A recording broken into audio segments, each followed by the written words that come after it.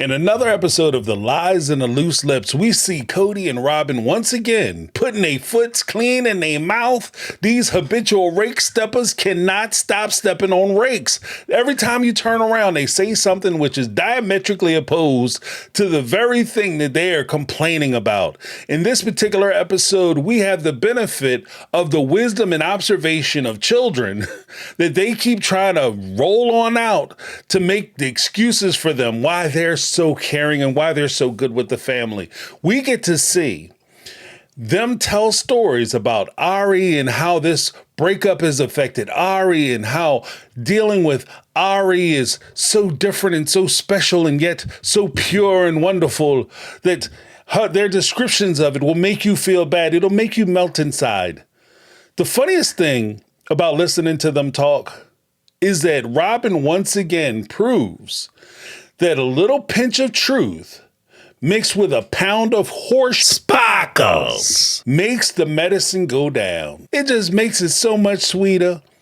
This is how people manipulate you, trick you, crazy folks, lunatics, liars, and manipulators. This is how they fool you. They tell you a little bit of something that is true, and then you assume because this little bit of thing is true, that there must be more truth coming, more truth to follow. This is like that retail trick that they use at stores and everywhere from like box stores like Walmart, Target, Kohl's, all the way up to like car dealerships. They fool you because they give you one thing that's cheap. So maybe you go down and the guy who's fixing your car is reputable. The guy who at the service desk is telling you that, you know, they can fix this and they can fix that, and you bring your car in thinking it needs one thing and they say, no, that's going to be super expensive. And if I have this part over here and it's so cheap and we can get your car on the road for half of what you thought you were going to spend. Wow, you guys are so honest. So you just naturally assume that the guy selling cars must be just as honest. Wrong. That's exactly what Robyn is trying to do to us. She's trying to take one sentiment, which is this. The kids don't need to be involved in the issues with their parents. Now, when she said that, I was like, that's 100% right. These kids don't need to be involved with their parents. I had a whole thing when I was growing up. A child should stay in a child's place. You don't involve children in adult business. If you have a problem with somebody, you have a problem with somebody. You don't get your kids involved because they don't necessarily have the worldly experience to understand the ins and outs, rights and wrongs, ups and downs of what it is you're actually talking about. Why are people mad? They just have a little kid's understanding of things. And honestly, that's exactly where they should be. You trying to involve children in adult business only steals and robs them of their youth and their innocence. And more importantly, they're ignorant. Kids should be ignorant of adult ways. As long as you can possibly hold that all from them, they shouldn't be worried and stressed out about bills. Ari shouldn't be stressed out about her dad not losing a wife and Christine not being happy with her father sexually and whatever the case may be. She shouldn't be concerned with these things. And so I 100% agree. And Robyn, as a divorcee who had to go through the family court system, I'm sure she was given the family court lecture. Make sure you're not being divisive and derisive towards the other parent. Don't disparage the other parent. Don't talk crap about them. Don't talk crap to the kids about them. You don't talk bad about the parent to the kids. If you have a problem, you keep it to yourself and you bring it to court and talk about it here with the judge. You don't have these conversations with the kids. That's smart. And I 100% agree with it. But the whole thing is, I can't get away from the notion that if you say a thing loudly in public, I can only speculate what you're saying in private. Every time you turn around, Kody and Robyn have been singing the Christine song the whole time. It's her fault she left. It's her fault Kody doesn't talk to his kids. It's her fault Kody can't pay off Kody Pass or do math because, 2 + 2 is 4 and 4 + 4 is... I get 4, you get 4, and I get 2 plus 2, and that only equals 2. So that's all Christine's fault too, because she stripped them of everything, including common sense. I'm a math magician. So we have that as an experience, but then we mess around and hear Kody admit to something that really starts to lead us to understand that this is exactly what's going on. Kody and Robyn are talking behind Christine's back and running her down and running down Janelle and Mary and anybody else to anybody who will listen, including the children. I remember Ari just making a little statement one time, I don't like Christine. And I kind of corrected her to say, you don't know her at this point well enough to like her or not. Well, she left Dad and I don't like her. Well, that showed some loyalty. And here's the dumb thing is I understand it. I tried to correct it.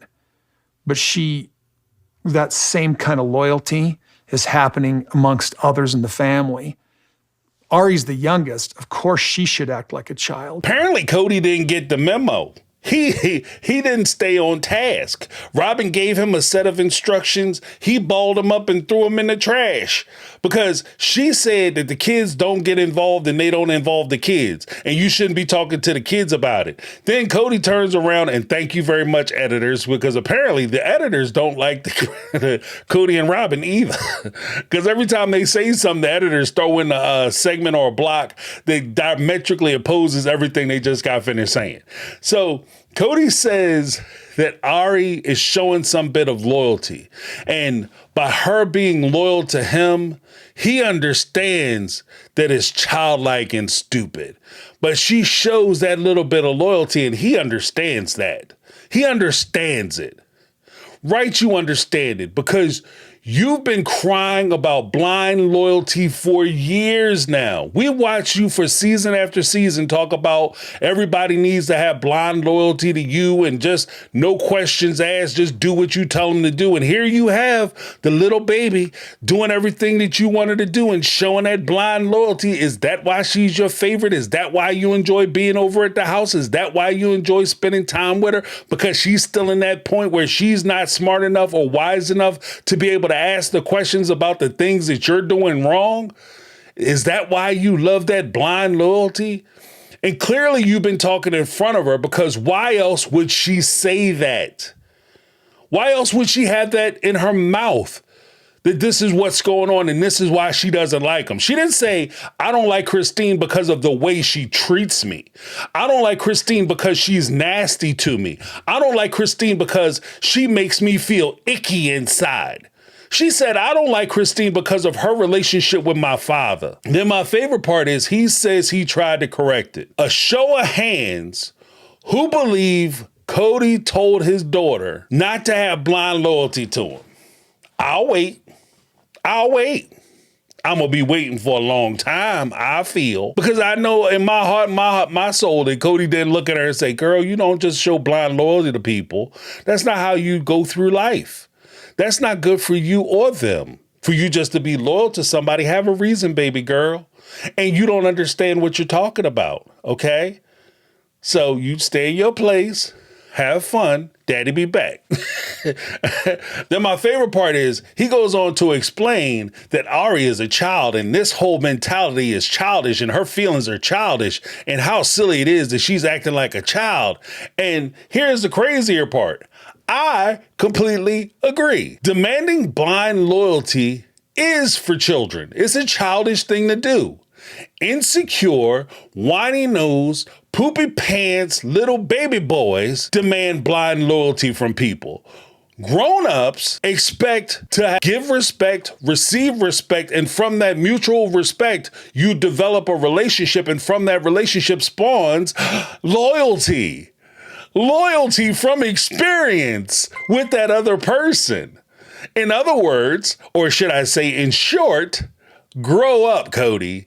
Grow up. And let's dig into the whole thing. She left dad and now I don't like her. She doesn't know what that means. Let's be honest. She doesn't know what that means. She left daddy and I don't like her. She left daddy what? She left daddy because daddy don't want to go over there and prescribe no more vitamin D to it. Did you explain that? Of course you didn't. You'd be a sick person to explain that to a child. The reason why she left is because daddy couldn't find it in his heart to go off with his other daughter to make sure she was okay. You clearly didn't explain that to her, because that would put you in the wrong.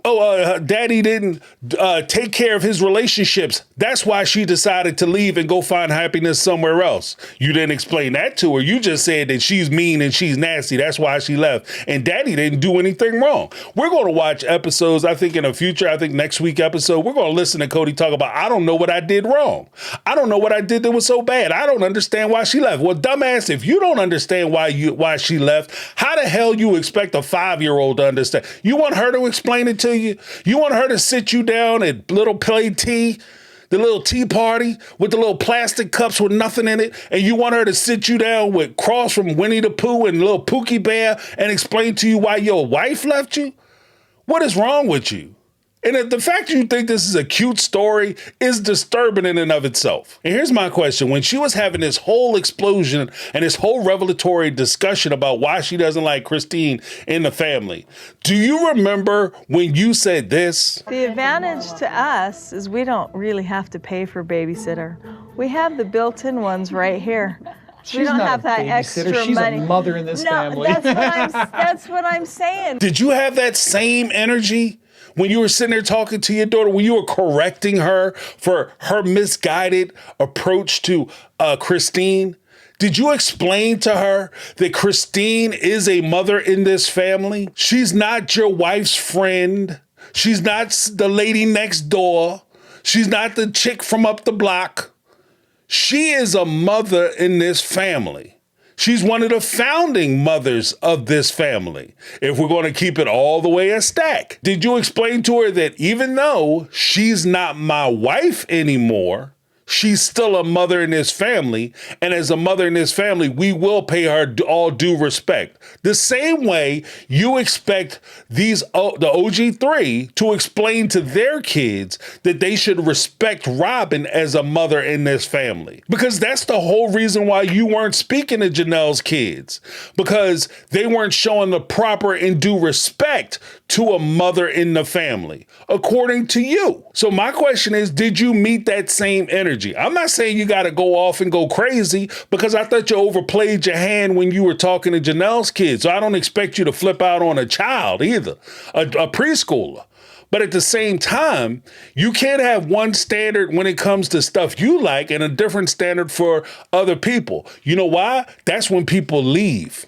That's when people leave. And that's part of the reason why Christine left. This is an example of why I question the veracity of your claims that Robyn had tried to incorporate her kids into the larger family. Robyn's so heartbroken about the large family and the big family disbanded, but she never incorporated her kids into the larger family. She just wanted access to everybody else's kids. That's not how relationships work. And this is part of the disturbing part for me when I see the relationship between, or at least the way you guys talk about raising Ari.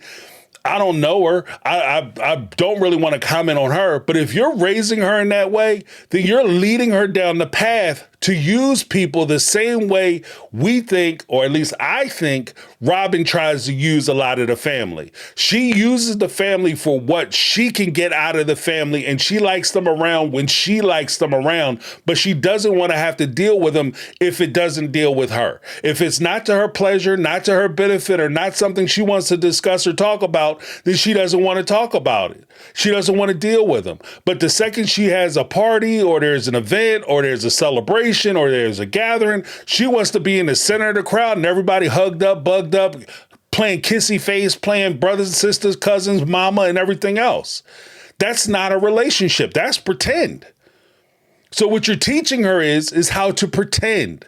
You're teaching her how to pretend at having relationships and not actually foster true, genuine relationships with people. And there's another aspect. And again, these editors were doing them no favors.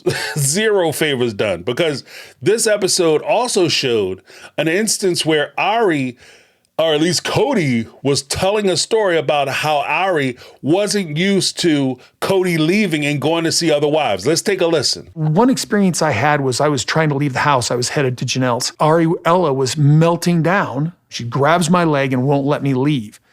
And I'm like, Robyn, I need you to drag her off of me. And she says, she's expressing herself. You're going to have to take 5 minutes and let her do it. But I had to explain to her, there's another wife that needs me, another mommy. I got other kids that I need to see me. She's just dragging along on my legs, screaming, don't leave me, Daddy, don't leave me. And I'm like, golly, man, this is hard. Now, here's the thing. If she's used to you leaving, why wasn't she used to you going? If you were so committed and so dedicated that for most of her life, with the exception of maybe the year or 2 years before when COVID hit and the COVID rules took effect, and reportedly that's when the whole thing fell apart. If you were constantly going over to Christine's house and you were never home for 3 or 4 days in a row, up until the time you came back to see Ari, then why wouldn't she be used to you going? Why wouldn't she, okay, this is when Daddy leaves. This is Daddy leaves every 3 days. He's only here for one night and then he leaves. But then all of a sudden she's crawling on your leg, dragging you dragging her through the house because she doesn't want you to go because that's not what she's used to. This is, again, another example of when a child tells on you because a child gets used to a thing being a certain way. They get used to seeing a thing a certain way. And then when you try to switch it up and act different, now all of a sudden the child is confused. When I go to the supermarket or I go to a store and I see a parent and they look at you and they trying to play mom and dad of the year and the kid is looking at them like, whoa, you don't talk to me like this. You don't play with me like this. And you can tell from the child's reaction that this isn't a normal occurrence. My favorite part is, even in this instant, Kody shows himself to be a neglectful parent because as soon as the baby start grabbing on him, he tells Robyn, the mother, to come deal with it. Get your baby and drag her ass off me because I got to leave. You deal with the pain. You don't explain it to her. Robyn, oh, she's got to express herself. You have to let her express herself. That's fine. She can express herself, but the expectation, or at least my expectation, would be for you to have a conversation with her, for you to talk to her. You explain to her like, hey, baby, this is what polygamy looks like. It's a lot of pain involved. You have to get over your jealousy. That's what it is. Jealousy is a weakness of character. And if you feel like I'm neglecting you or I'm not providing enough for you, you have to get over it because you're failing as a person. You see how ridiculous that sounds? See, now we're starting to see how ridiculous it is when you're dealing with your daughter, when you're dealing with your child or somebody you care about. You see how ridiculous it is for you just to dismiss it as you got to get over it. You got to do better. I'm hurting you, but you got to do better. And again, this also demonstrates that there was an accusation that before, COVID did it and they prepared them for the worst because after COVID, you got used to having their daddy around. Well, according to Christine, when she was sitting there talking to Janelle, she said that during the time when you were in the cul-de-sac, you would leave out of her house. Kody would leave out of her house or leave out of Mary's house or Janelle's house, get in his car, drive through the cul-de-sac right into Robyn's garage, and then park his ass there for the whole day. And then at the end of the day, around 5, 6 o'clock, 7 o'clock, he would pull his car out of her driveway and pull it into whatever wife's house he planned on staying at that evening. That's what got these kids used to having him around, because whether he said, well, I set up a little office for him in the house and he had his own space and I told the kids to leave him alone, they still had access to him because he was still in the home. You can't, especially the way Ari acts, you can't tell me that she wasn't busting in there anytime she thought that she wanted to see her dad, or she would just stop in, or he would eat. He would eat lunch. I'm sure he wasn't sitting in that room or whatever that you set up for him, just sitting around eating lunch. So they came down and they sat and ate with him. They had access to him. They were used to seeing him. They had things that none of the other kids had.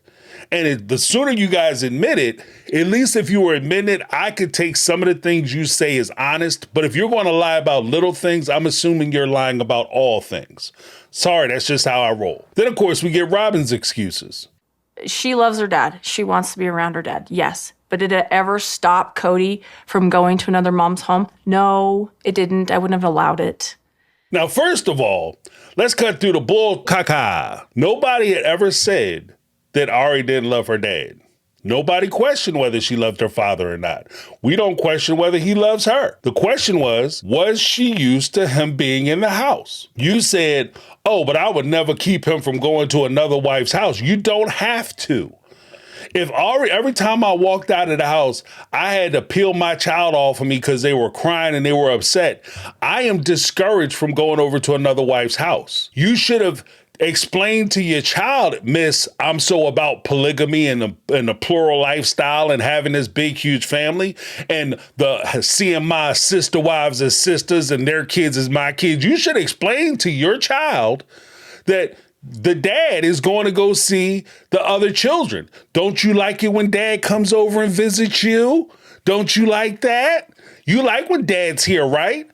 Because dad has to go see other kids. We can't stop him from, you have to share, okay? It even sounds silly when I say it. Then, of course, my favorite part is during COVID, you said it was their choice that they didn't come around, and it was their choice because they didn't follow the rules.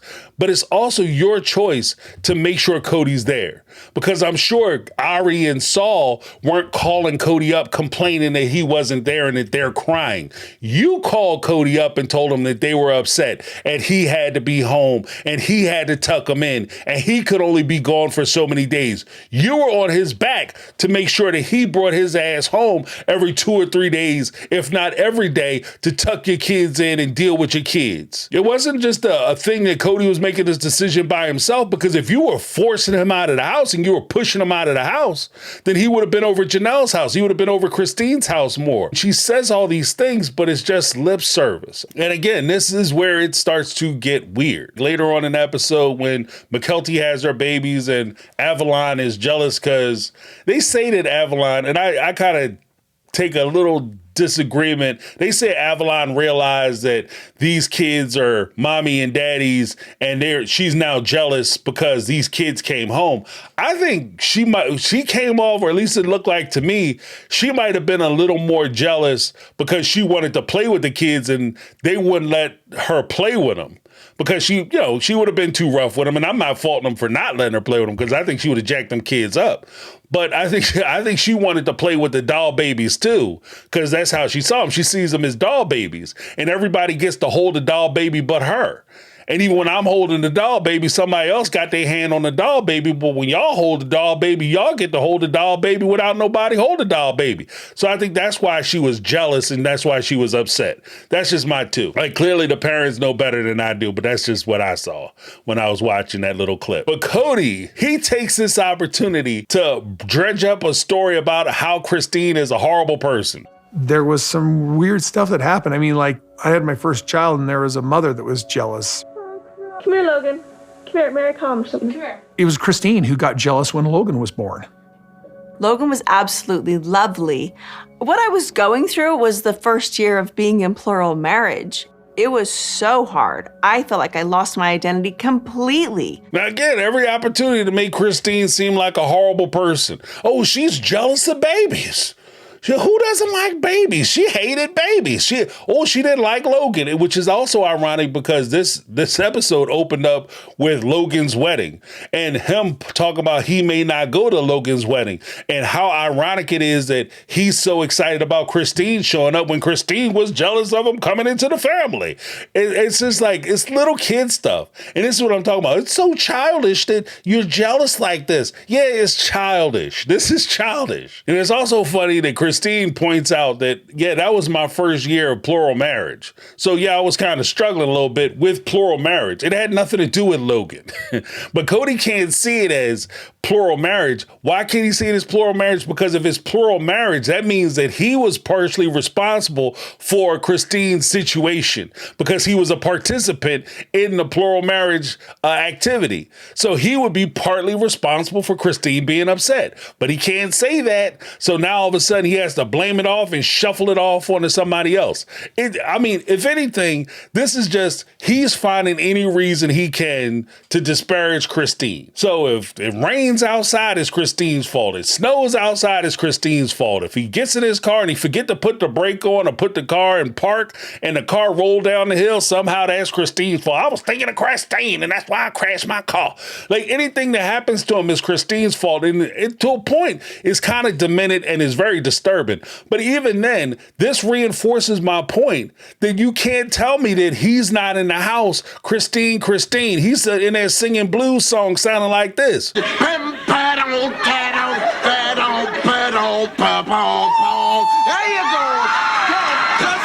Justine. Let me hear it. Justine. You're sorry. Don't believe what you see. All in all, here's my thing. One, don't involve your kids in adult problems. Let a child stay in a child's place. They don't have to get mixed up in your disagreements and your arguments. If you disagree with somebody, you disagree with them. If, respect the relationships that you invite your kids into having. That's a big thing. So number two, be careful how you set your families up. When you bring people into your family and you tell your kids that this is your mom, this is your dad, this is your new mom. Like, it was disturbing as hell to me that when Kody had only known Robyn for a short period of time, she insisted that her older kids call him dad, even though all three of them have a walking, living, breathing father, and they're calling him dad. That's not your dad. This your new dad. I got this guy from Walmart. I met him. He was cool. He was right by the tire section. And so I said, I might as well get a spare. Like, that's not a thing. So you want to be careful about how you set your family up. Why? Because if you break up or things don't work out and you have a disagreement, you had a disagreement. Your marriage broke up. Kody and Christine are no longer married. Mary and Janelle are no longer married, but that doesn't mean that they no longer have those ties to those children if those bonds were already formed. If Kody and Robyn broke up within a year, 2 years of their marriage, but he was in there doing the father's work with her older 3 kids, do you know how cruel and damaging it is for you to rip that parent apart because you don't get along with them anymore? Be careful about how you set your family up, folks. This is part of it, especially when you're trying to do this plural marriage, polygamous marriage, alternative lifestyle stuff. You have to be careful how you set it up because there are repercussions and consequences when you do it. 3, just because a marriage breaks down, if your partner is your partner and they're seen as a positive role model for your kids, let them stay in your kids' life. Why not? If they're helping your kids through some things, like, for instance, I would do a video about Mykelti and what she had to say. But in this particular instance, if Robyn is giving something to Mykelti, how cruel and disabling would it have been if they would have pulled Robyn out of the family because Christine doesn't get along with her? One of the bigger things that Christine has demonstrated in this particular episode is understanding that when Mykelti is having her children, and especially because she's having a difficult birth because she had to get the emergency C-section. Well, I guess it wasn't an emergency, but it was switched to a C-section. Because it was switched and it could be a little disjointing for her, she needs all the support she can get. And it doesn't service Mykelti if Christine outlaws or tries to ban the presence of Robyn because she feels uncomfortable. A more mature approach is, okay, I don't like her ass, but that doesn't mean she can't be here for my daughter. That's my take. Let me know what you guys think down below. Make sure you hit that subscribe button, ring the bell for notifications. Give me that thumbs up to let me know that you like what I'm doing. Thanks. That's my take. I'm James. This has been My Take on Reality, and I'm out. 'Cause I've been living life right like I could just die.